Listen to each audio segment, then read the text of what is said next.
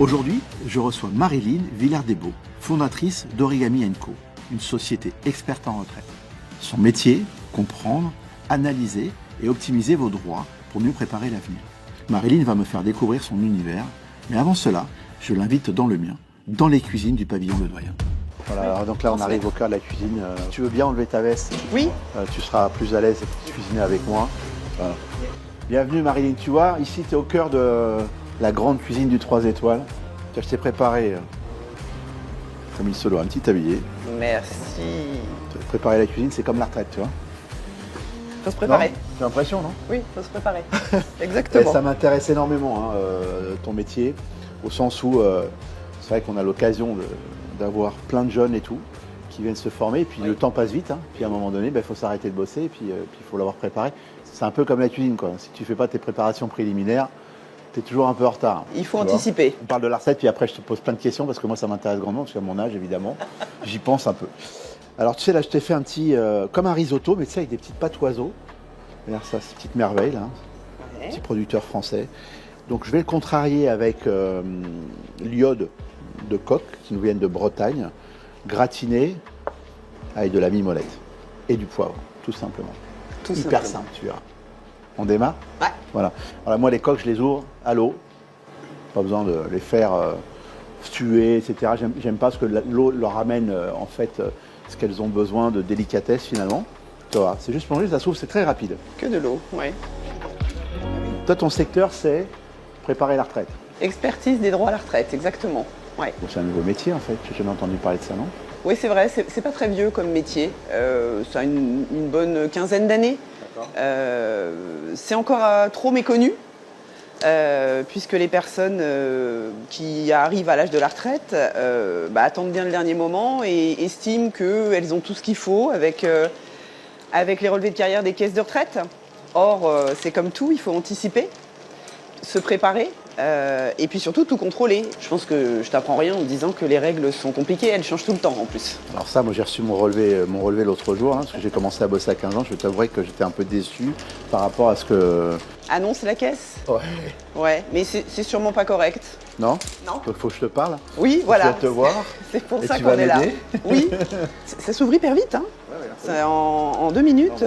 Ouais. Ce que j'aime, c'est qu'elle soit encore toute... dans leur état presque un peu dur, naturel. quoi. Vas-y, goûte, tu vois.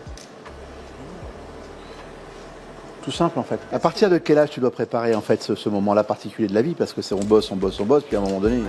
Nous, on conseille d'anticiper et de commencer à s'y préparer à partir de 45-50 ans. Ah ouais, c'est quand même relativement tôt, pour un jeune qui a commencé à bosser à 25-27 ans. Oui, mais il y a une première partie qui est de conserver tous ses papiers et qu'il vaut mieux faire un check à 50 ans qu'à 65, où on a de la chance d'avoir déménagé X fois, inondation, brûlé.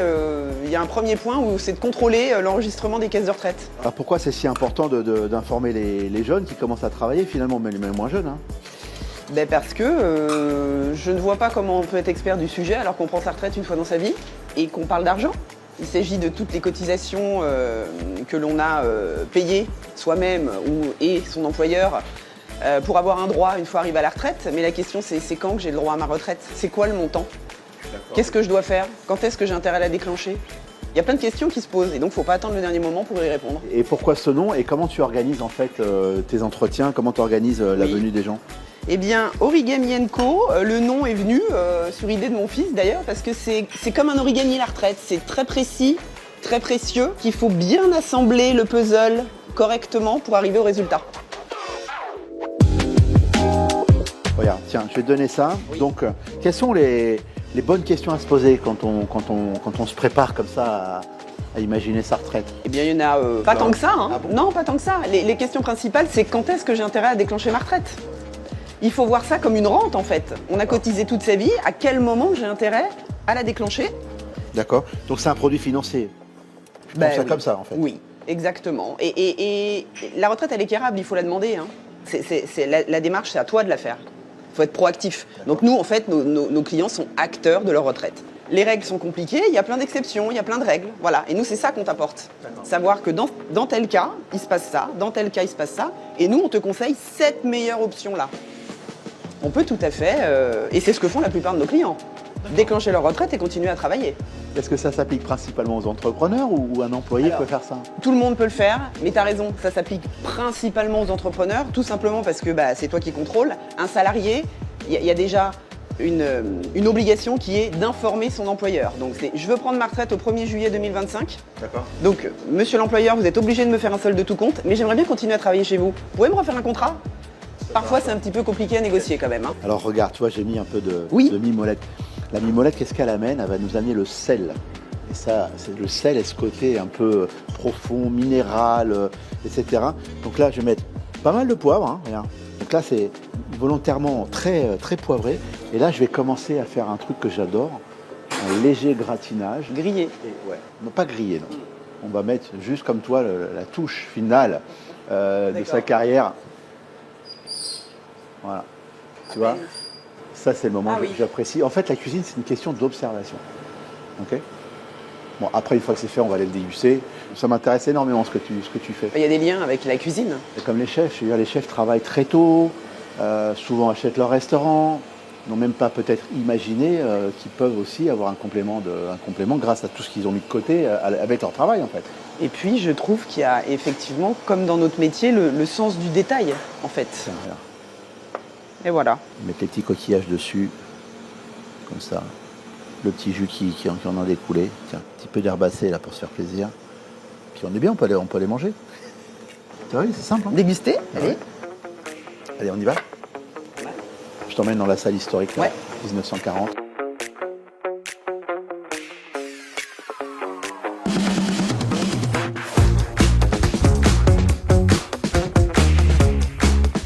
On est comme suspendu sur les Champs-Élysées, tu vois, c'est assez particulier. Tiens, je t'invite à t'asseoir.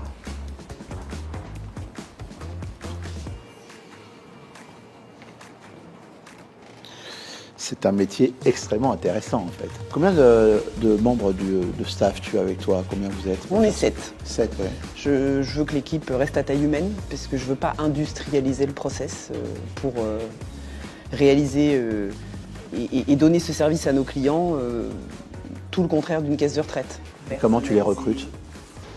Alors via un cabinet de recrutement. Après, mes experts sont effectivement juristes en droit social, parce qu'il faut qu'ils aient des connaissances en droit social.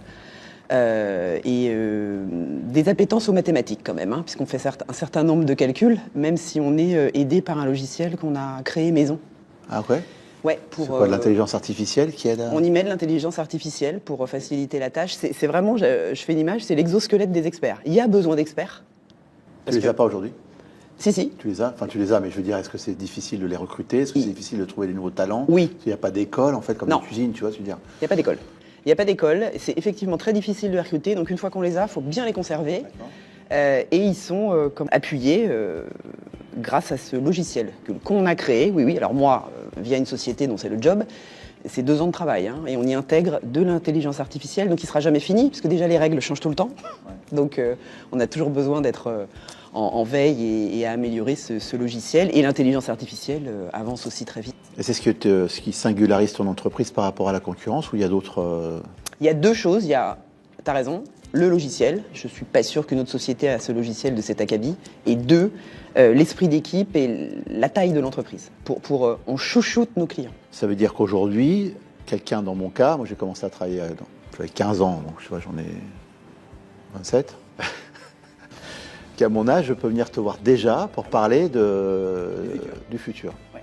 Comment te préparer au mieux? Quand est-ce que tu as intérêt à les déclencher? Est-ce que par hasard, tu ne serais pas carrière longue, c'est-à-dire d'avoir le droit de déclencher tes retraites avant ton âge légal, qui est 64 ans aujourd'hui pour toi, hein.